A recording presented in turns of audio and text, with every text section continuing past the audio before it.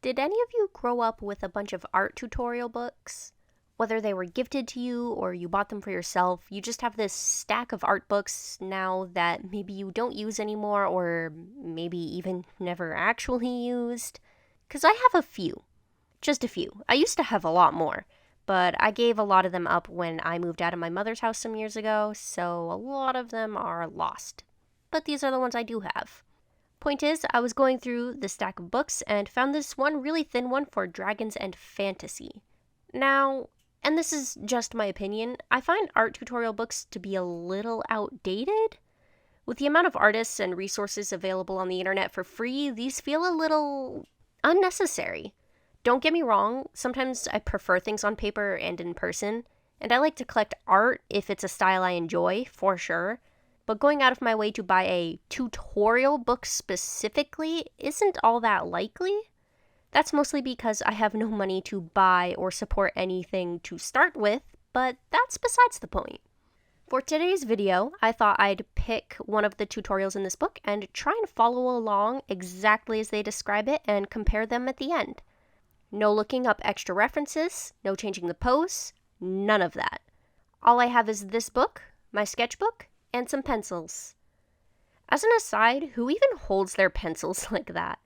I know some highbrow art professors have said that this is like the only proper way to draw, but does anyone seriously draw like this? Because you're not going to catch me drawing like that. I mean, unless you ask nicely, maybe I'd consider it. Anyway, this book leans heavily on the dragon front, which was the main reason that I bought it. But when I read through the book, I realized only 2 of the tutorials in here are dragons. The other 7 or so fall under the fantasy umbrella from the title, which is fine. It just feels weird because the first half of the book is talking about different types of dragons and how to draw specific features of dragons.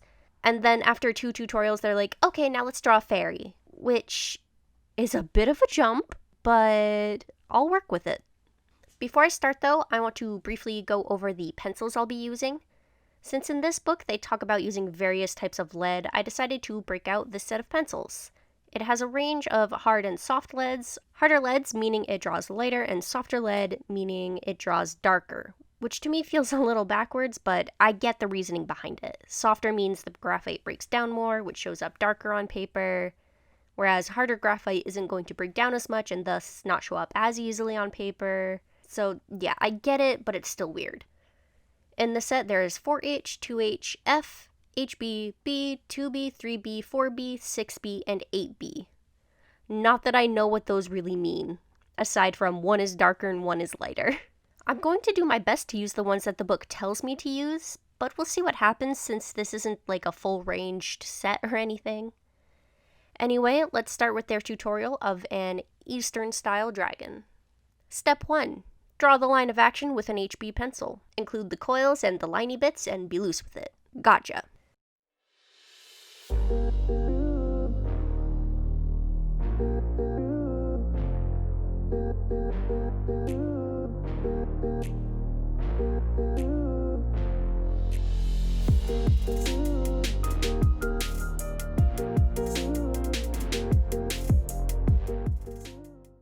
Step 2. Sketch out the overall form with whiskers, toes, horns, and fur.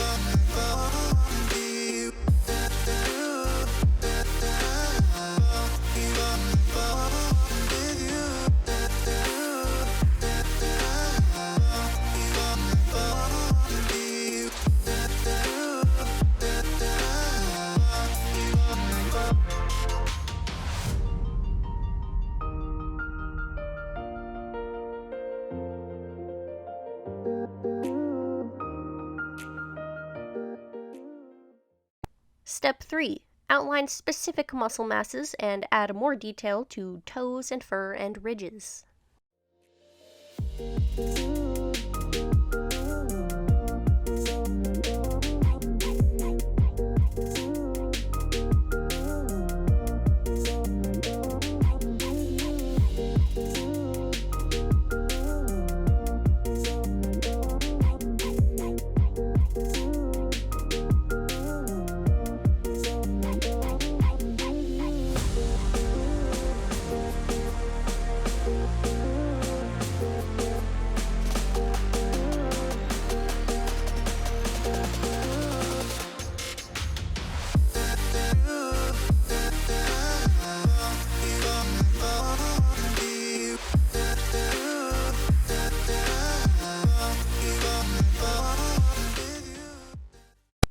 Step 4.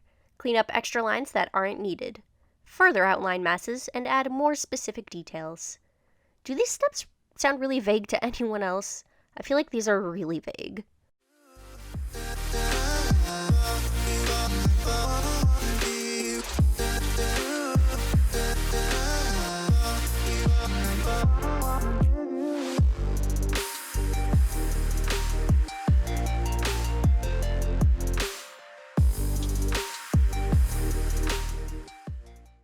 Step 5. Transfer using a light box.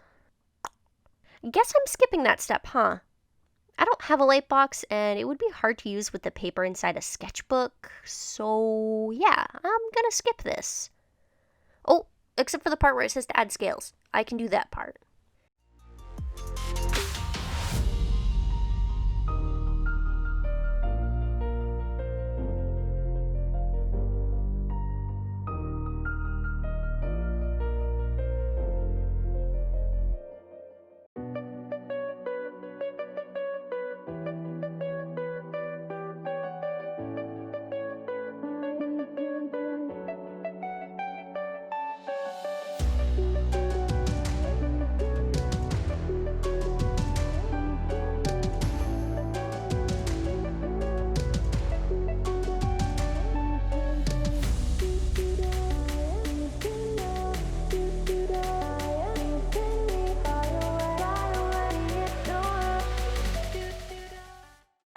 Alright, time to start shading with hatching using a lighter H pencil. Work with the whole image before shading any deeper. So yeah, you know how I said I was going to follow the tutorial exactly? I don't end up doing that. Since I didn't have a light box and didn't want to go through the process of erasing most of the work I'd done up to this point, I decided, after picking the lines that I definitely wanted to keep, I did something I said I wasn't going to do, and introduced a fine liner and started inking it. After that, then I go in with the last 3 steps and shade everything, which is basically just the last 3 steps. It's shade, shade some more, and shade a lot. So, yeah, let's ink this bad boy.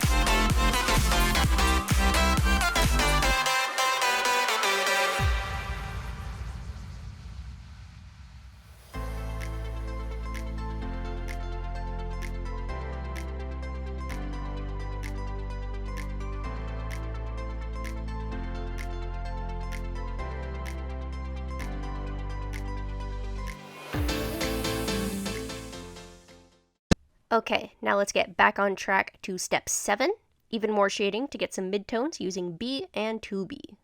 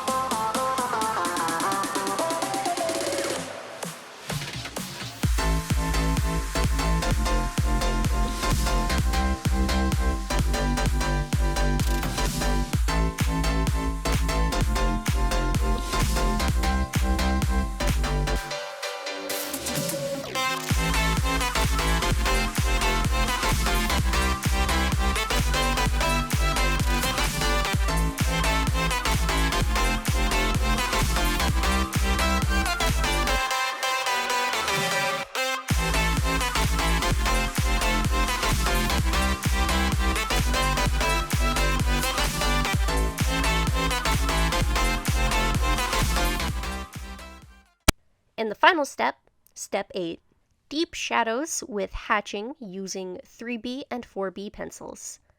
I'm going to shade as I see fit at this point and not necessarily according to the book, because at this point I don't really need to look at the book. I haven't since I started inking it, honestly. Not sure if that's a good thing or not, but we'll see how they compare.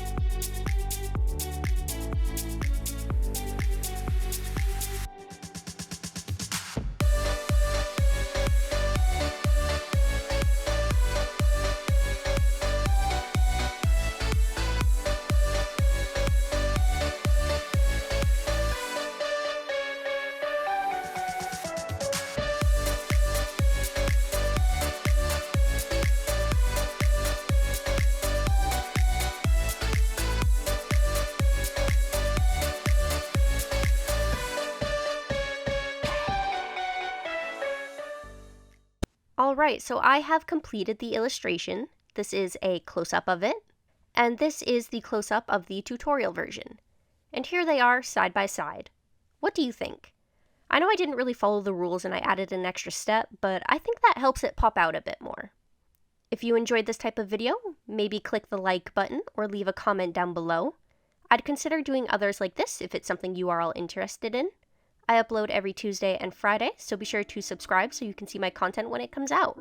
I hope you have a great day, and I'll see you all in the next one. Bye bye!